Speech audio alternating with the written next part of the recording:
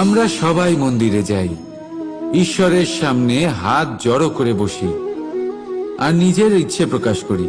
যদি তাদের ইচ্ছে পূরণ না হয় তারা হতাশ হয়ে পড়েন।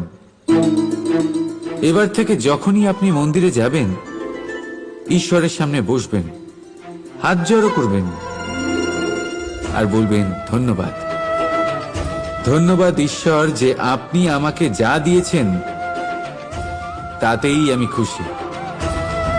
শুধু আমাকে পথ দেখাবেন যে কিভাবে আমি নিজের কর্মের দ্বারা, শুধু আমার কর্মের দ্বারা সেই সব পেতে পারি যা আমি চাই। ঈশ্বরের থেকে শুধু চাইতে গেলে তাহলে ঈশ্বরের কাছে নিজেকে অনেক ছোট মনে হবে। কিন্তু যদি নিজের কর্ম করে তারপর ঈশ্বরকে ধন্যবাদ জানান, তাহলে সঠিক রূপে আপনি ঈশ্বর লাভ করবেন।